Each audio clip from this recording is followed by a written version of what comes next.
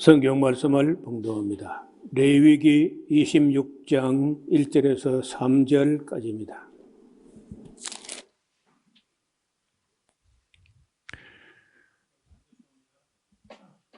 (1절부터) (2절까지입니다) 너희는 자기를 위하여 우상을 만들지 말지니 목상이나 조상을 세우지 말며 너희 땅에 조각한 석상을 세우고 그에게 경배하지 말라. 나는 너희 하나님 여호와임이니라. 너희는 나의 안식일을 지키며 나의 성소를 공경하라. 나는 여호와니라. 네, 오늘 본문의 레위기 26장 1절과 2절은 내용을 볼 때 25장 끝으로 이어지었으면 더 좋았겠고, 26장은 3절부터 26장으로 장이 바뀌었으면 구분이 더 원만했지 않겠나 이렇게 봅니다. 자, 내용은 이제 오늘 26장 1절 이전에는 1계명과 2계명 그리고 4계명 이런 것을 소중히 하라는 말씀이죠. 사람이 우상을 만드는 거는요, 우상을 위해서 우상을 만드는 게 아닙니다. 그걸 뭐 섬기거나 어떻게 해가지고 자기가 무슨 복을 받겠다고 하는 거니까 그 자기를 위하여 우상을 만든다는 거예요. 우상을 위해서 우상을 만드는 게 아니라, 그러니까 그 죄성이 뭐냐 하면 자기가 자기를 위해서 사는 거예요. 그게 욕심이거든요. 모든 죄의 뿌리는 욕심으로 시작하기 때문에 자기가 자기를 위해서 우상을 만든다. 그러면 그게 죄가 되는 거예요. 뭐 우상을 만들어서 섬기는 것 자체가 또 죄가 되지만은 그게 목적이 자기를 위하는 것이기 때문에 그게 바로 죄성이라는 거죠. 또 우리가 앞서서 우리가 살펴본 대로 허망한 것을 위하지 말라. 참된 것을 찾고 진리를 찾고 참된 것을 위해서 살아야지, 허망한 것을 위해서 산다는 것은 좀 허망한 것이고 악한 거예요. 우리에게 있어서 하루하루가 금쪽 같은 그런 기회들인데 이걸 허망한 것을 위해서 산다든지 또 자기가 자기를 위해서, 즉 욕심을 위해서 산다고 하면은 그 자체가 바로 죄가 된다는 겁니다. 그 선이 뭐냐? 선은 자기를 위해서 사는 게 아니고 다른 사람을 위해서, 하나님을 위해서 혹은 다른 사람을 위해서 살 때 이게 선이 되는 거예요. 그래서 언제나 죄의 뿌리는 자기가 자기를 위해서 산다. 이게 욕심이거든요. 이 욕심이 잉태하면 죄를 낳게 되고 죄가 장성해가지고 사망을 낳게 됩니다. 또 만약에 안식일에도 쉬라고 하면은요, 우리가 종되었다고 하면은, 아니 종들은 뭐 주인이 쉬라고 하면 얼씨구 하고 뭐 쉬어야지 안식일에 왜 일하는 거예요? 자기가 자기 욕심을 채워가지고 돈을 더 벌겠다든지 뭐 이런 것 때문에 일하는 거기 때문에, 그래서 역시 그것도 안식일을 무시하거나 하는 것이 자기를 위하는 것이 되면 또 그것이 죄성이 된다는 거예요. 그래서 이제 레위기 전체의 결론으로 갈 때 그 결론의 대주제, 큰 명제가 뭐냐? 나의 계명을 지켜라. 뭐 길게 설명도 하고 경고도 하고 여러 말씀이 있지만은 그 한마디로 압축하면은 제목은 계명을 지키라는 거예요.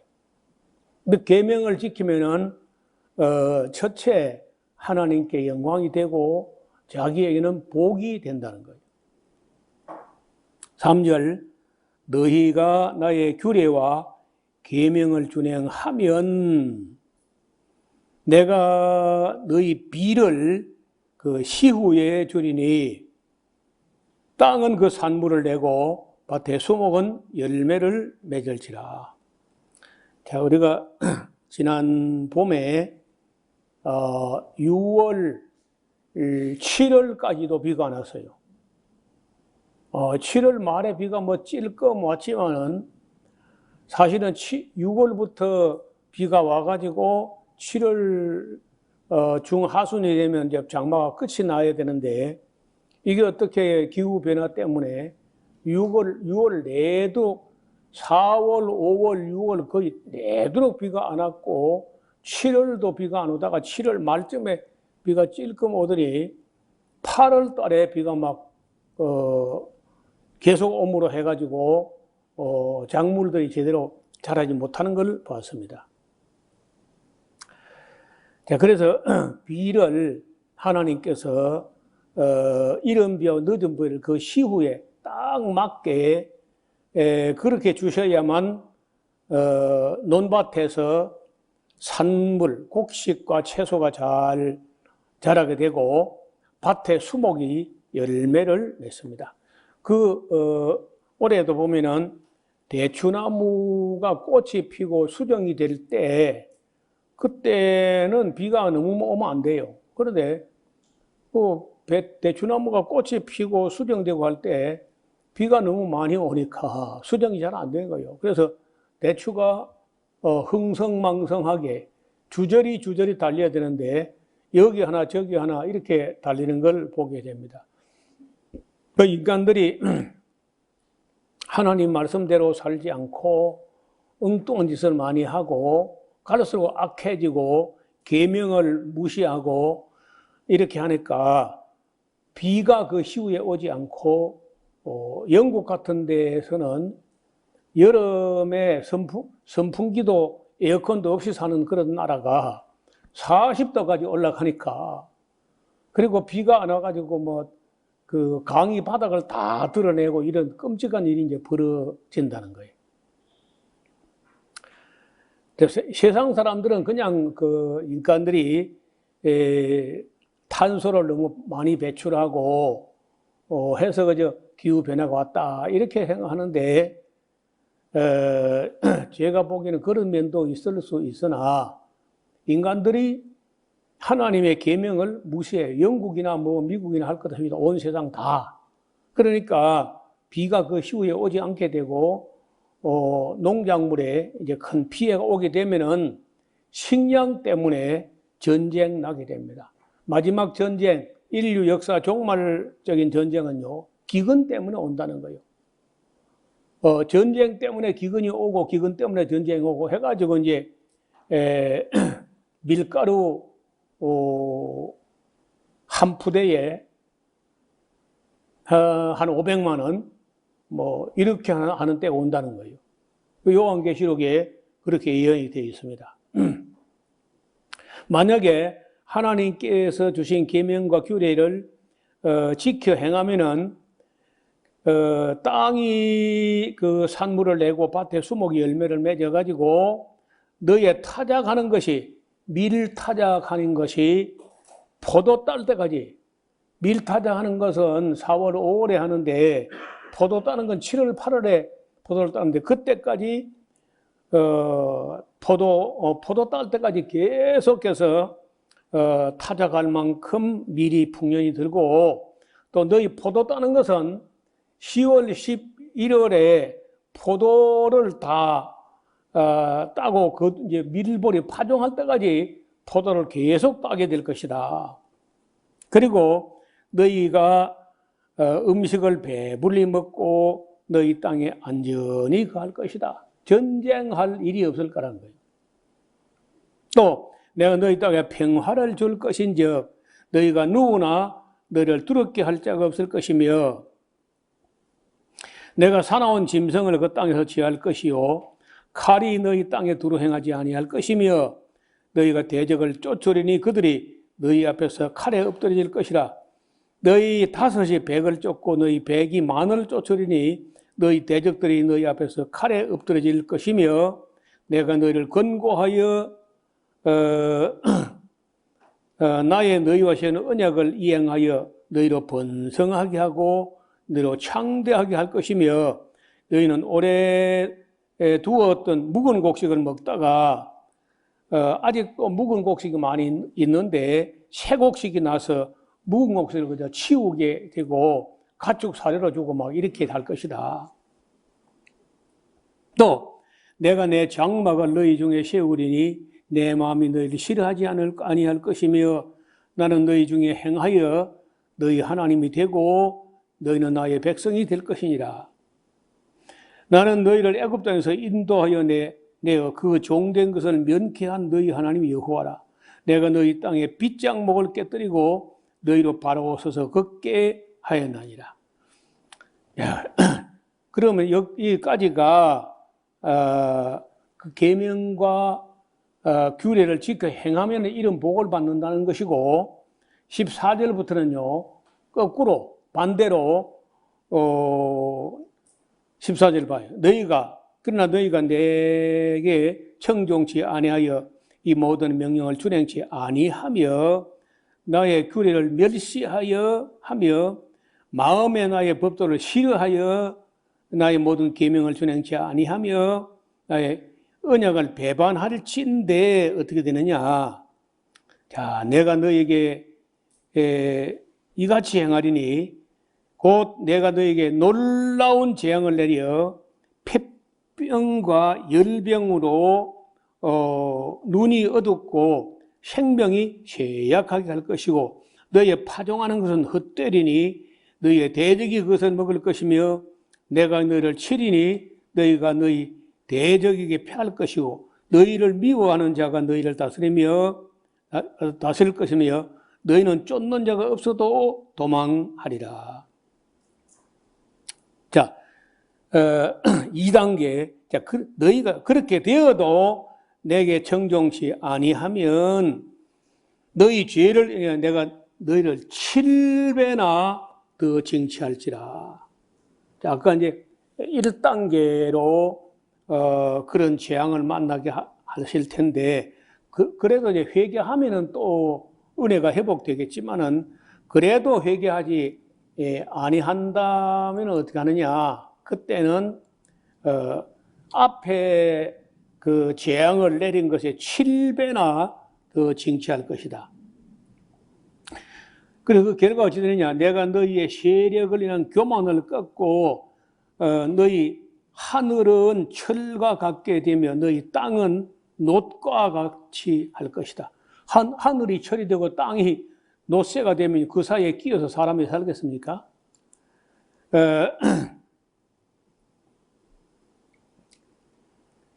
너희 수고가 헛될지라 땅은 그 산물을 내지 아니하고 땅의 나무는 그 열매를 맺지 아니하리라. 여러분 지금 작금에 인간들이 뭐 기술 자랑하고 뭐 돈 좀 있다고 까불고 이렇게 하니까 벌들이 사라지고 있다는 거. 벌들이 사라지면 이제 우리가 과일이라든지 곡식 중에 상당 부분은 수정이 안 된다는 거예요. 그 아인슈타인이 그런 말을 했다는데 사실인지 확인할 길은 없습니다.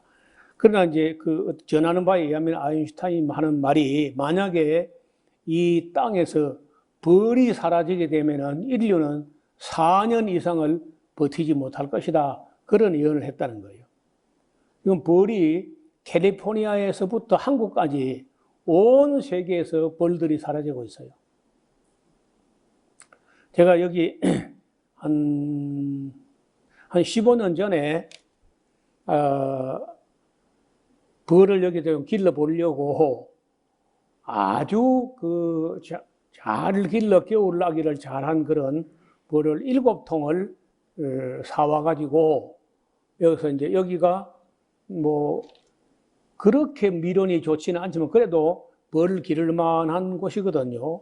농약도 많이 안 치고 그래서 이제 벌을 갖다 놨는데 한 번 봄에 꿀을 뜨고 아카시아 꿀을 뜨고 그리고 그 다음에 여기서 성경 강좌를 한 번 했어요. 그리고는 일주일 지나서 벌통에 가보니까 벌이 다 도망을 가고 없어요. 그래서 이제 그 벌이 그 벌통 안에서 죽었다든지 벌통 밖에 죽었다면 원인을 이렇게 어떤 짐작을 해보겠는데 없어 벌이. 집을 나가가지고 안 돌아온 거예요. 그래서 그 당시에 하는 말이 10몇 년 전인데 한 12, 3년, 15년? 그때 그 말이 떠돌기를 그 스마트폰 때문에 전자파가 벌들로 하여금 그 자기 이 방향을 집을 찾지 못하게 한 것이 아니냐. 이런 학설이 있어가지고 그럴 수 있겠다 싶어요. 왜냐하면 벌이 꽉 차 있던 아카시아 꿀을 뜨고 이제 벌이 막 넘칠 때인데 분봉열이 막 일어나고 할 때인데 그 많은 벌들이 한 주간 만에 싹 사라진 거예요. 그거는 이런 듣도 보도 못한 일이거든요. 그래서 이제 여기가 성경 강좌를 하면 오는 사람들이 뭐 스마트폰 가지고 전화하고 전화 받고 뭐 이렇게 하는 사이에 그 전자파가 벌들 하여금 방향 감각을 상실하게 한 것 같다는 생각을 하는데 그래서 그 뭐 확인은 해볼 길이 없습니다. 그래서 벌을 다시 길을 엄두를 내지 못하고 지금까지 그저 연구하고 그 원인들의 결과에 대해서 뭐 나오는 어떤 학설을 살피고 있는데 아직도 깨운하지가 않아요. 원인이 뭔지. 근데 전 세계적으로 벌들이 사라지고 있는 것은 사실이에요.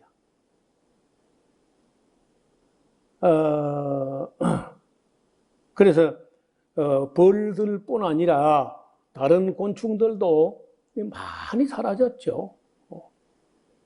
이렇게 이제 벌들이 사라지고 나면은 과실들이 열매를 맺을 수가 없게 되고, 그리고 이제 그 생태계가 막 파괴되면은 인류가 살아가기 어렵지 않겠느냐, 그런 생각을 합니다. 그래서 땅이 열매를 맺지 않는다는 거예요. 그 과일나무가. 21절입니다. 너희가 나를 거스려 내게 정정하지 않을진데 내가 너에게 죄되려 너에게 또 7배나 더 재앙을 넣을 것이라. 내가 들짐승을 너희 중에 보내리니 그것들이 너희 자녀를 움키고 너희 육축을 멸하며 너희 수효를 감속케 할지라. 너희 도로가 황폐하리라. 자, 이런 일을 당하여도 너희가 내게로 돌아오지 아니하고 나를 대항할진데 나고 나도 너희에게 대항하여 너희 죄를 인하여 너희를 7배나 더 칠지라.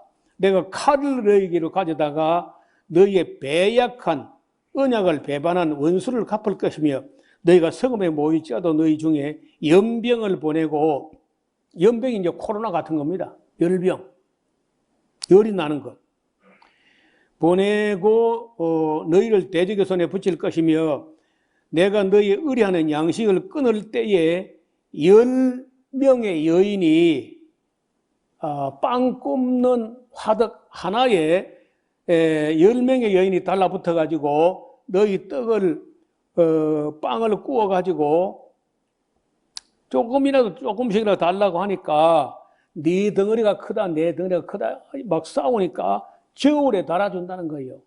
10명의 여자가 한 빵틀에서. 그래서 저울에 달아주리는 너희가 먹어도 배부르지 아니하리라. 빵을 저울에 달아가지고 4개 크다 4개 크다 싸우지 못하게 할 정도로 기근이 혹심하게 된다는 겁니다. 자, 이제 너희가 이같이 될지라도 내게 청종치 아니하고 내게 대항할진데 내가 진노로 너희에게 대항하되 너희 죄를 7배나 더 징치할지라. 여러분, 7배,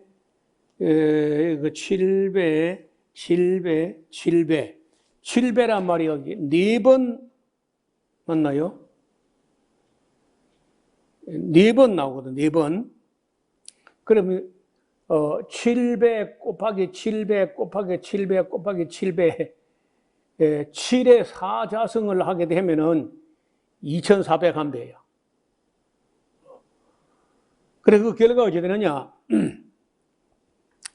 29절에 너희가 아들의 고기를 먹을 것이요 딸의 고기를 먹을 것이며 내가 너희의 산당을 헐며 너희의 태양주상을 찍어 넘기며 너희 시체를 파상한 우상 위에 던지고 내 마음이 너희를 싫어할 것이며 내가 너희 성읍을 황폐하게 하고 너희 성소들로 황량케 할 것이고 너희 향기로운 향을 희망치 아니하고 그 땅을 황무하게 하리니 거기 가는 너희 대적들이 그것을 인하여 놀랄 것이며 내가 너희를 열방 중에 흩을 것이요 내가 칼을 빼어 너희를 따르게 하리니 너희의 땅이 황무하여 너희 성읍이 황폐하리라.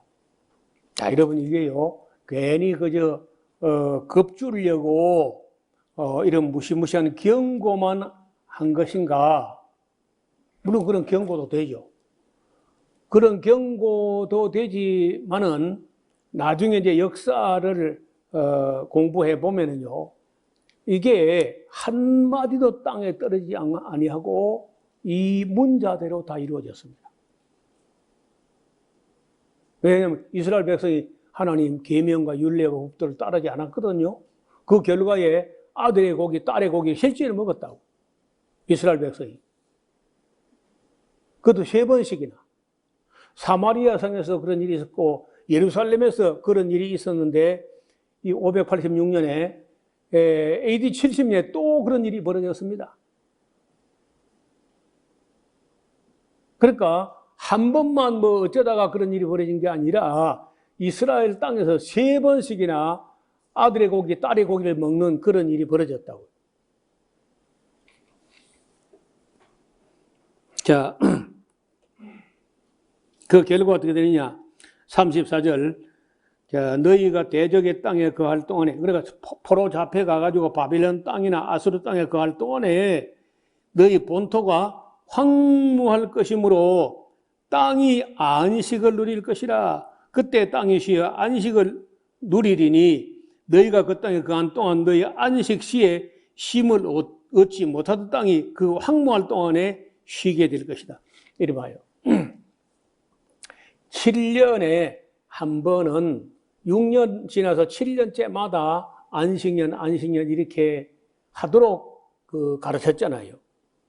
그런데 만약에 이스라엘 백성이 가나안 땅 들어간 후에 한 500년 정도만 만약에 안식년을 안 지켰다면요, 그게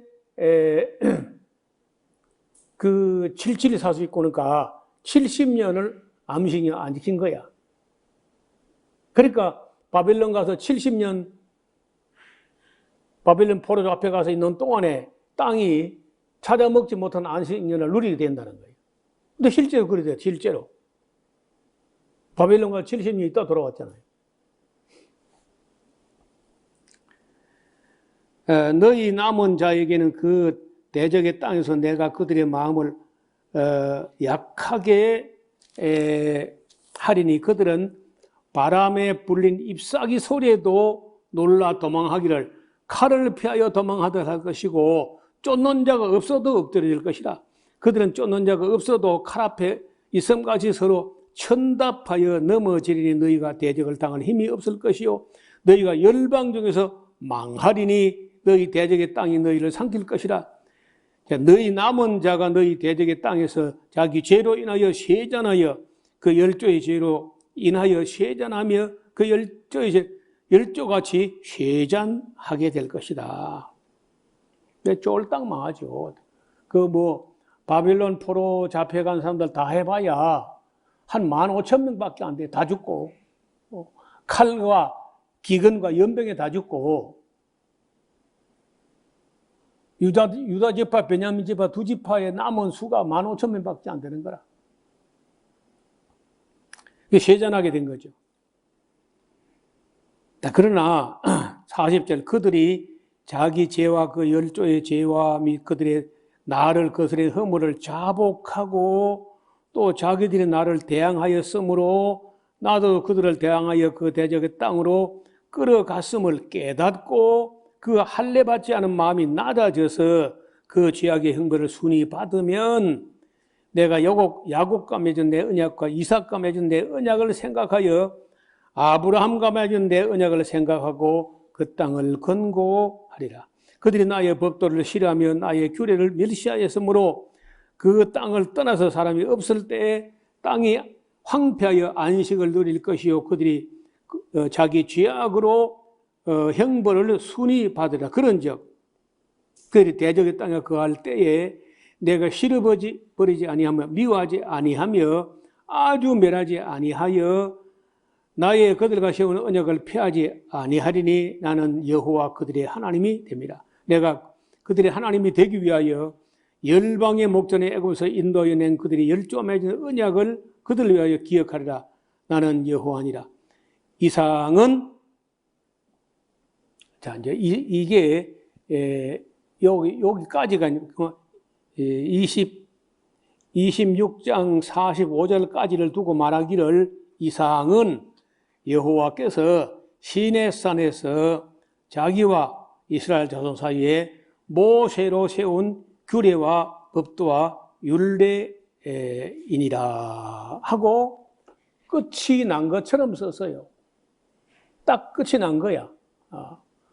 그래 끝이 난 것 같은데 27장은 뭐냐? 부칙이라는 거예요. 부칙.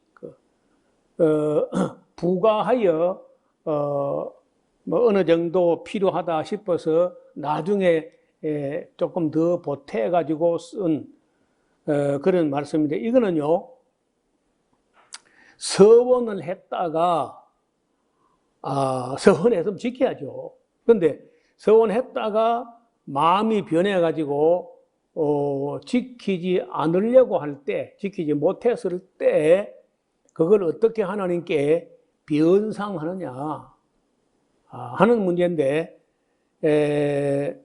서원에 관한 그 규정이라고 소제목이 붙어 있어요. 27장 보겠습니다. 자, 여호와께서 모세에게 일러 가라사대 이스라엘 자손에게 고하여 이르라.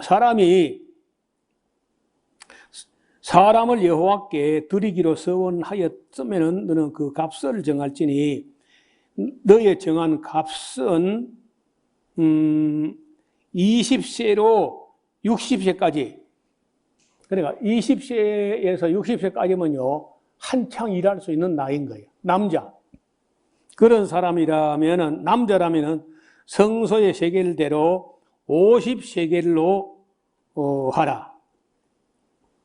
요 50세겔을요 요즘 돈으로 환산을 해보면은 대략 한 2천만 원에서 2,500만 원 정도 가치입니다.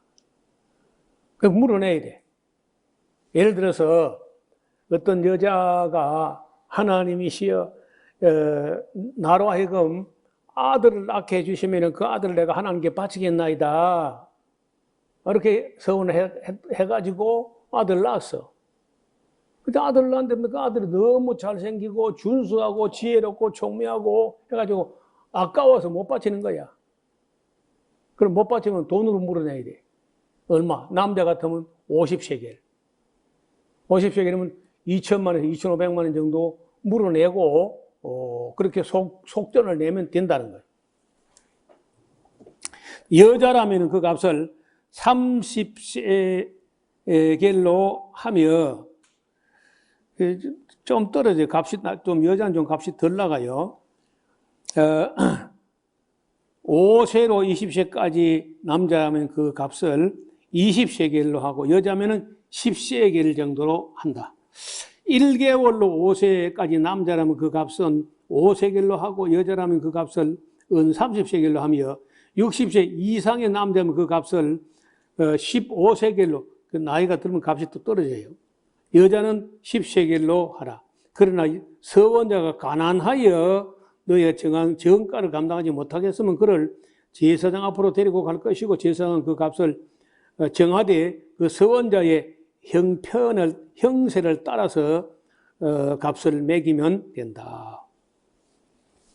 사람이 예물로 여호와께 드린 것이 생축이면 서원물로 여호와께 드릴 때 다 거룩하니 그것을 변개하여 우열간 바꾸지 못할 것이고, 그래서 또 생축을 바꾸면 둘 다 거룩할 것이며 둘 다 바쳐야 돼.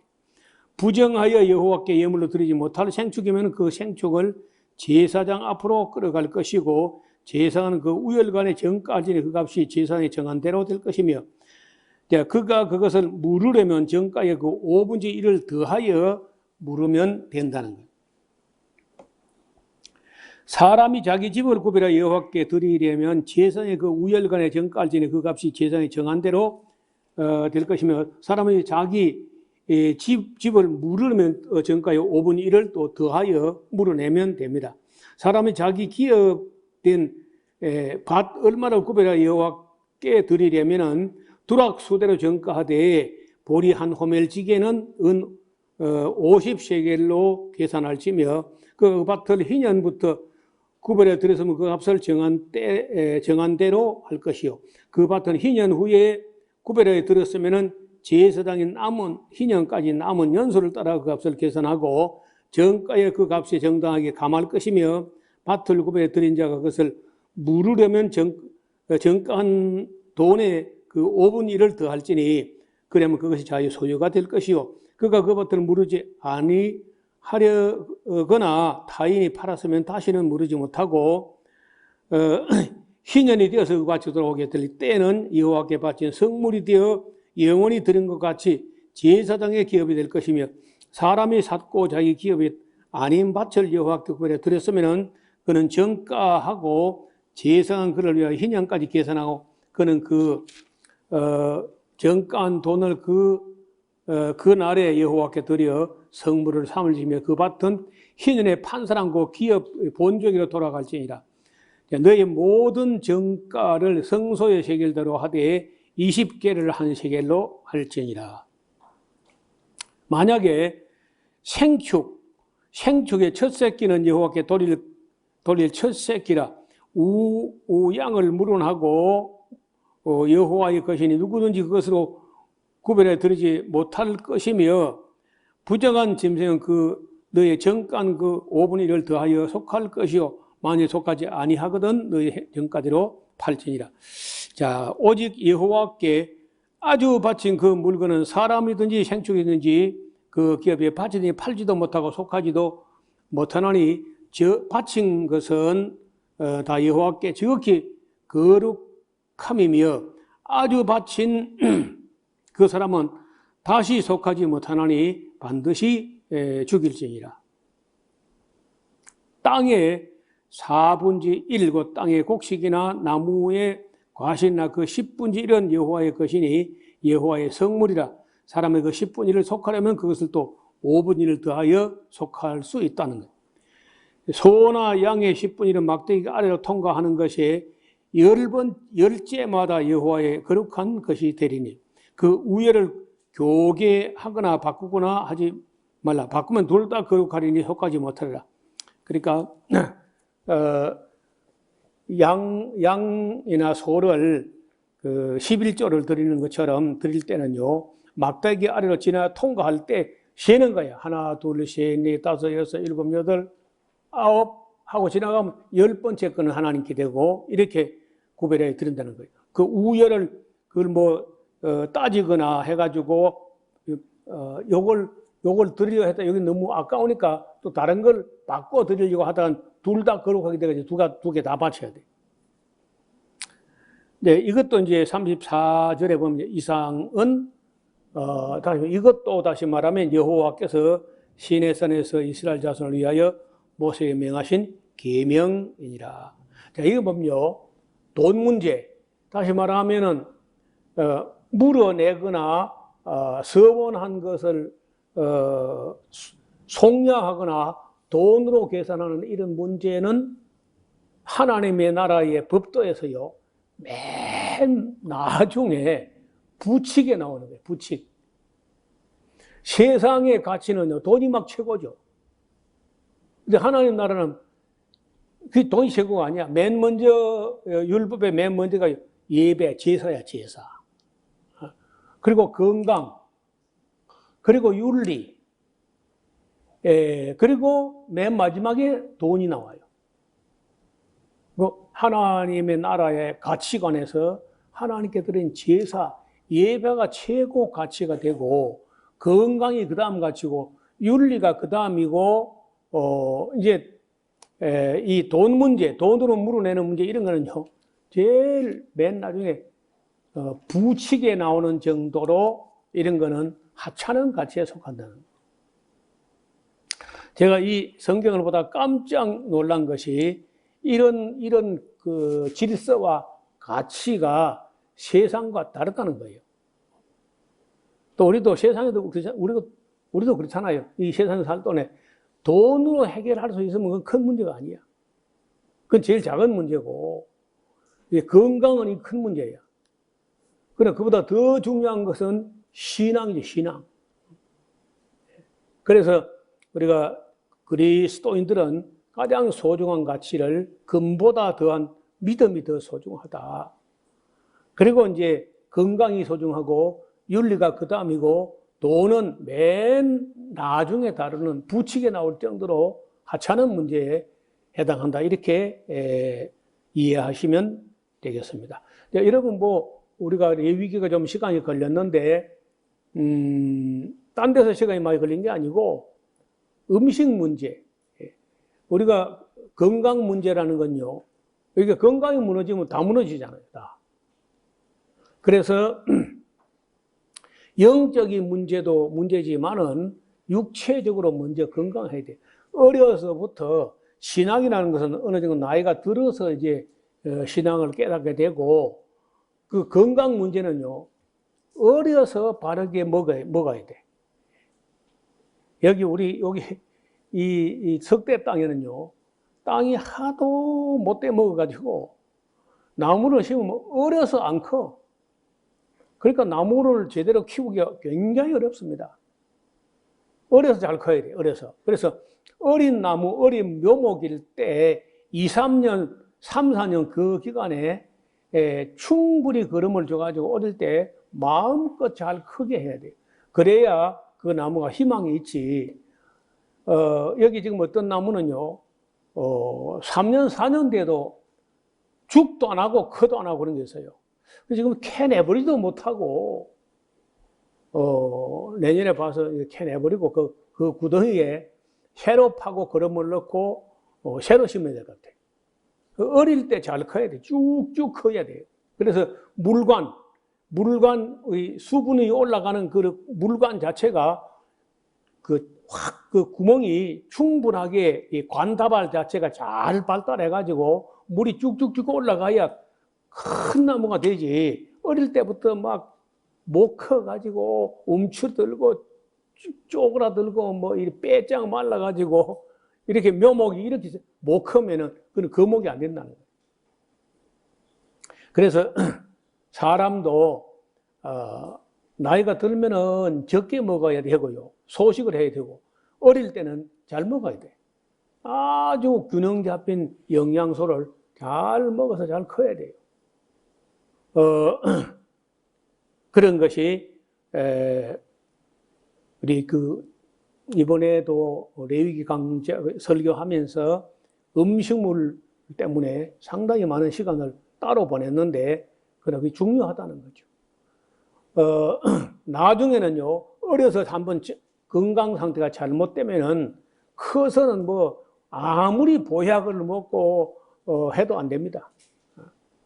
어려워요. 어려서 충분하게 영양이 잘 공급되고 또 균형 잡힌 그런 건강관리가 매우 필요하기 때문에 이번 레위기 강좌에서는 특별히 그 점을 많이 강조했습니다. 이제는 우리가 다음 시간에 광야로 갑니다. 시내산을 떠나서 바란 광야, 지인 광야, 광야를 통과해가지고 가나안 땅으로 올라가는 그 길에 민수기라고 하는 그 광야 훈련, 레위기를 배웠으니까 이제는 그 레위기대로 살아보는 훈련이 필요해요. 연습이. 실제로 살아보는 것은 다른 문제예요. 앉아서 이론으로 아멘 해도 실천해보지 않으면 몰라요.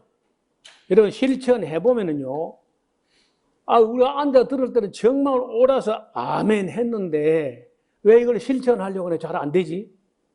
하고 잘 안 되고 잘 안 되는 어려운 그런 경험을 이제 하게 될 텐데, 그러나 어렵지만은 꾸준히 실천해 보면은요, 하나님 말씀이 진리다 하는 것을 더 깨닫게 되고, 그리고 이제 하나님 말씀을 더 사랑하게 될 것입니다. 그래서 우리는 앞으로 이제 광야 훈련과 민수기, 그리고 이 모세의 마지막 설교, 신명기, 이렇게 하면 이제 우리가 모세 오경이 정리가 되는데, 광야 훈련은 그렇게 이제 오래 걸리지 않을 겁니다. 레위기를 우리가 제대로 공부했기 때문에 민수기는 그렇게 어렵지 않을 것이고, 또 레위기 설명을 이렇게 충분히 했기 때문에 신명기도 그렇게 어렵지 않게 진도가 나갈 걸로 봅니다. 기도드리겠습니다.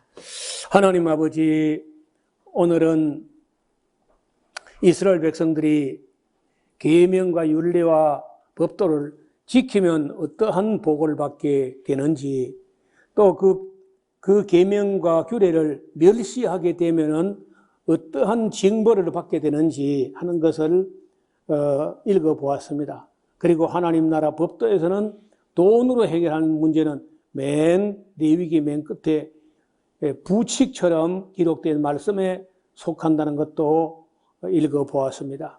우리가 먼저 하나님을 사랑하고 계명을 순종하고 예배하는 것이 가장 첫째 가치요, 둘째는 건강이 소중한 가치가 되며, 그리고 윤리가 그 다음 가치가 되고, 돈 문제는 맨 나중에 다뤄지는 부칙에 나오는 그런 가치관을 우리가 읽어보았습니다.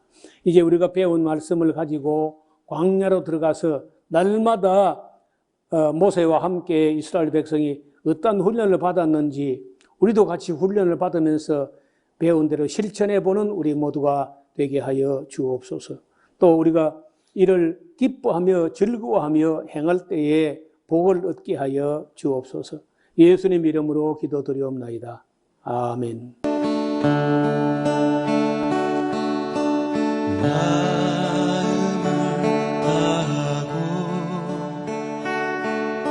성품을 다하고 힘을 다하여서 여호와를 사랑하라. 내게 준 계명을 마음에 새기고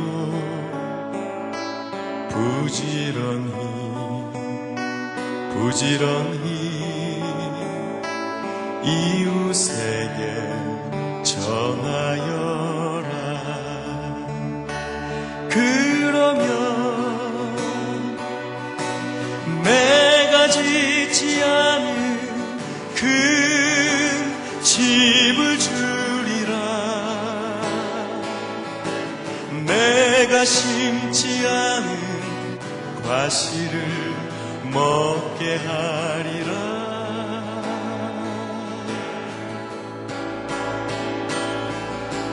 그러나 한 가지 잊지는 말아라. 죄인 된 우리를 구원하신 여호와